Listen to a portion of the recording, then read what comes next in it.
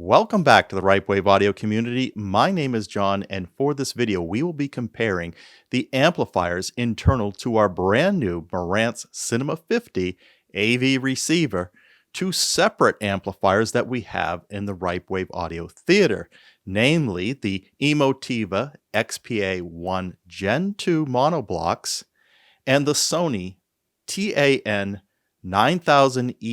vintage 5-channel amplifier that we have. And we'll see which one we believe is better just from listening tests. Now, of course, measuring test is something that we want to be able to do as well, and we might cover that in the future. But let's see what we can do just with our ears. When we bring in new gear into the Ripewave audio theater, we want to make sure we understand if that new piece of equipment is going to improve the experience, make it the same, or degrade that experience. And it's important to come up with the right test so you can do a fair apples-to-apples comparison. Now, we're going to be running through what we believe is a good test here, but of course you can give your feedback here at the end. For our A-B comparisons, we found this switcher, this A-B switcher, and this you can be found on Amazon, and we do see a couple of other YouTube reviewers using this, and it's understood to have low impact on the sonic quality. And this is the Douk Audio, I believe that's the way you pronounce it. It's called their VU3 Dual Analog VU meter. It provides two-way amplifier and speaker switching. So you'll have an AB on the amplifier side and an AB on the speaker side. Now for this test setup, we're only going to use the AB on the amplifier side. We're going to keep consistent. We're going to use our Polk LSI 15 tower speakers here. That's what we did on our initial test. Now, it would be interesting to see with different speakers and different impedances how each amplifier performs differently.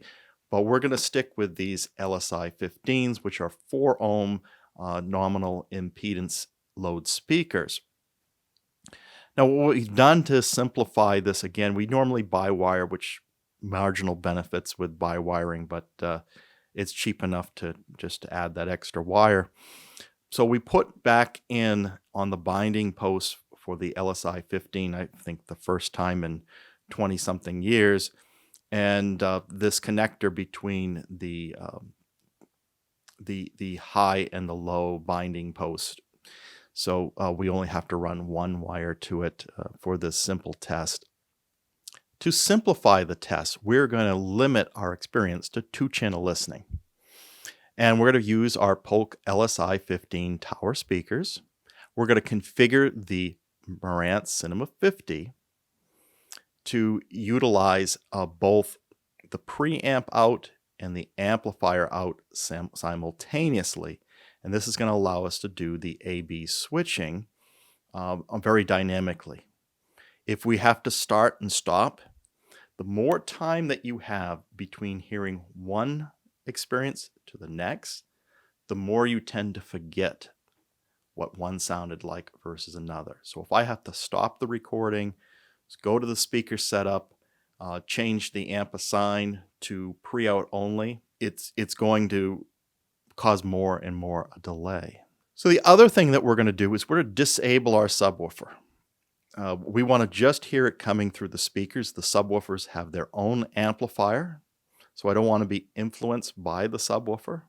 We're going to set the Cinema 50 to direct mode, and this way we'll do this little colorization through the processing capabilities of the Cinema 50, and we're just hearing as the amplifiers, and we're going to hear just the amplifiers as much as possible.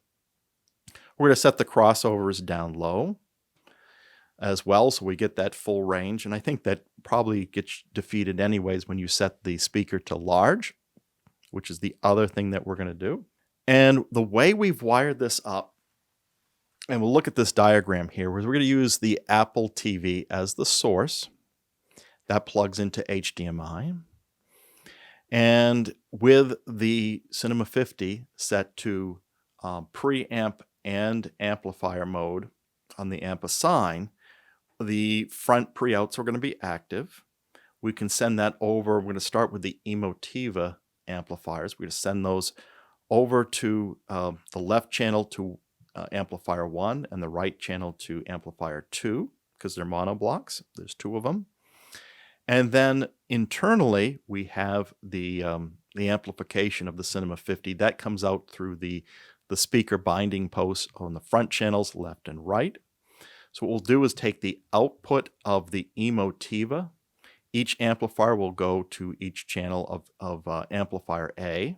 So amplifier 1 will go to the left channel, amplifier 2 will go to the right channel.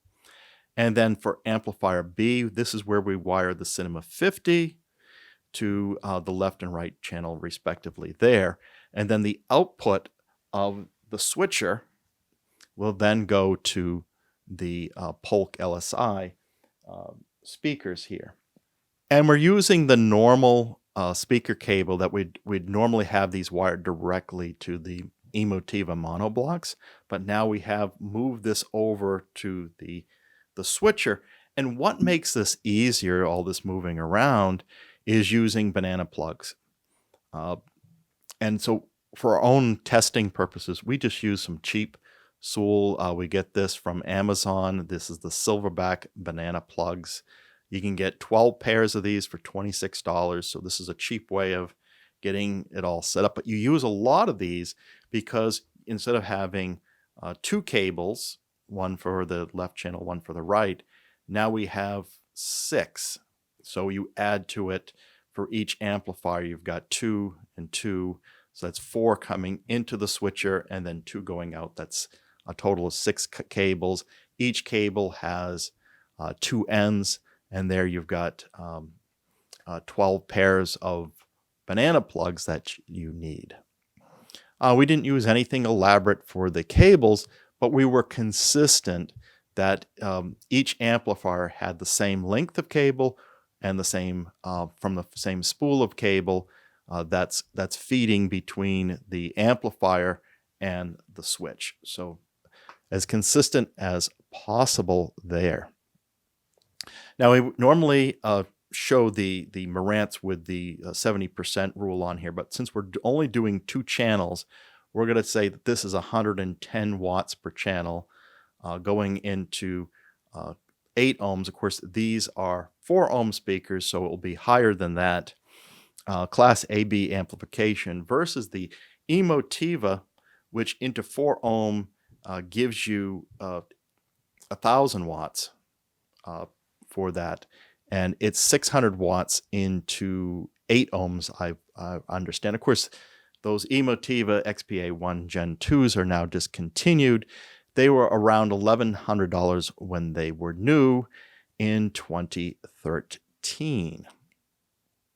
So we set this up, and the neat thing about this switch is there's a little remote.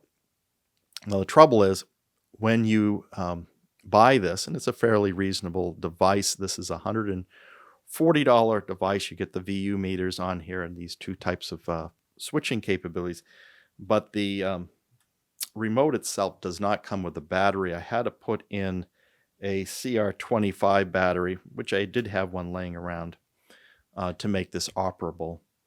And you can actually dim down the display if you don't want to see the lights, or you can turn them on. And but there's a button to AB the amps and a button to AB the speakers. We're just going to use the amp one. It does have an LED on here to show you if you're using channel A or channel B, or amplifier A or amplifier B, as well as speaker 1 and 2. Now, if you recall, when we were doing the unboxing of the AB switcher, the manual does say do not use with amplifiers over 100 watts, and we've clearly got amplifiers over 100 watts.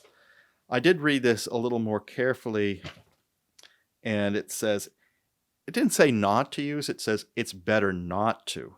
It's better not to connect to amplifiers power that is over 100 watts. Now there's 2, I think the main thing is what they're concerned with is the VU meters. Now there's an adjustable level.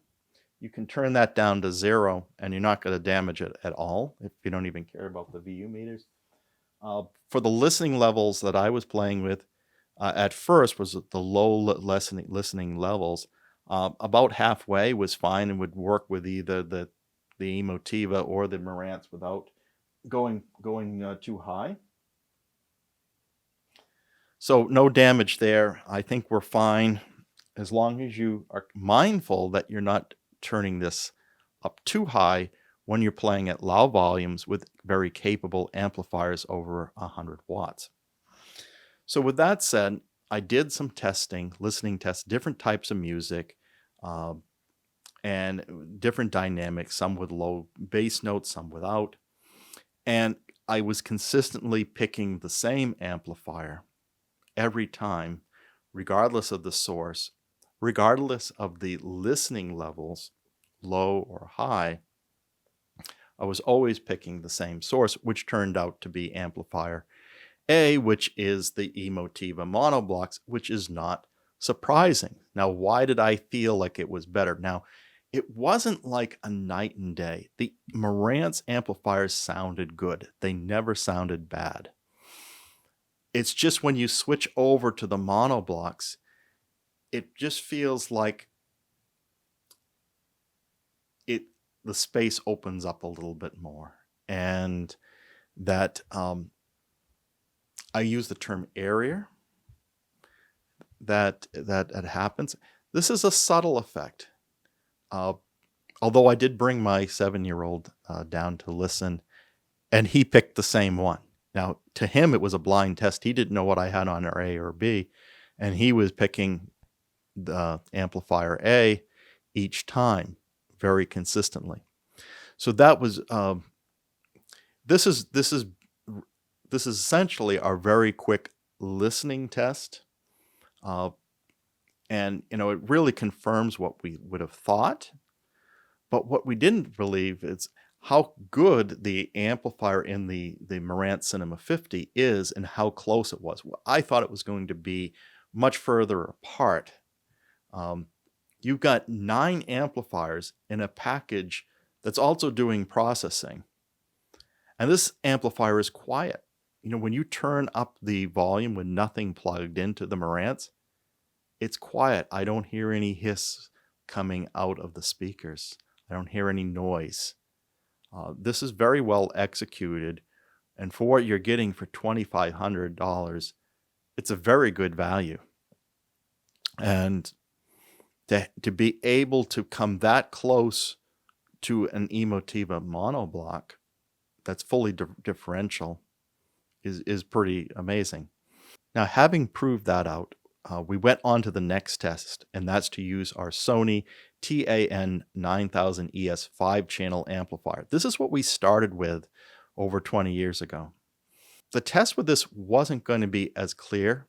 When we first got the TA-N9000ES, I believe it was in 2000, what a difference it made. We were using before an Onkyo receiver to power Polk SDA-2B speakers, all right? And what a difference the amplifier separate made.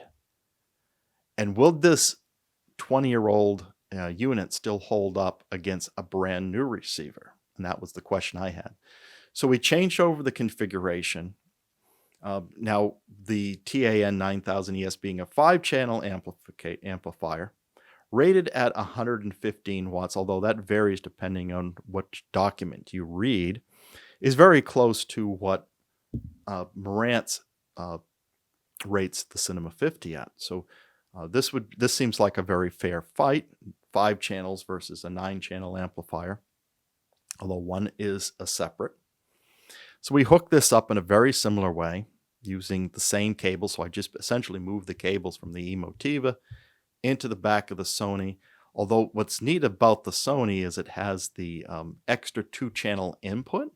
I utilized that to feed it from the Marantz Cinema 50 to the back of the TA-N9000ES. And I turned the knob to the extra 2-channel and did the comparison. Now this time, the difference was much closer than what I saw between the Cinema 50 and the Emotiva. But you know what won? It was the Cinema 50. The amplifiers had a area quality that I was hearing from the Emotiva, but it had more of that than the Sony. So we now have kind of an order here that the old Sony was first, still a decent amplifier. And then when we switched to the Cinema 50 amplifiers, that's a step up. And if you want to take it up even a step higher, the Emotiva monoblocks. So this is saying it's just going to a separate isn't going to guarantee you that you're going to make an improvement in sound quality. It's going to depend on the quality of that separate amplifier. The amps built into the Marantz Cinema 50 are very good. Are they the best? No, because you've got a lot going into a single package for $2,500. When we're running our monoblocks, those were $1,100 a piece. The two of them together, just the amplifiers, cost as much almost as the Marantz Cinema 50. Now, if I did want to run by wire like I normally do, what we could do is go with a different banana plug, like the Sewell Oxalot banana plug, which are stackable. And that's a way we can just use that single post in there. And those sell for $21. Those actually less than what I bought for 12 pairs there. So just different things you can do.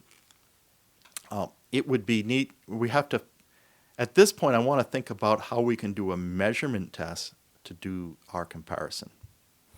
So stay tuned. Now, what is your thought? Do you like what we've done with this A-B comparison? Do you have better ways to do A-B amplifier comparisons than what I've noted here? And do you have any techniques for doing your measurements? Now, we're going to probably use REW, Room Equalization Wizard, to see how that comes out. So that feedback would be really useful to this community. And if you enjoyed this video, please like and subscribe. And if you want to take it to the next level, become a Patreon at www.patreon.com/Ripewave, or even just hit that thanks button and give us a one-time donation so we can continue what we do and up our game on all this. Regardless, you can always hit that bell notification so you'll be notified when the next video is posted. Until then, keep evolving your audio experience.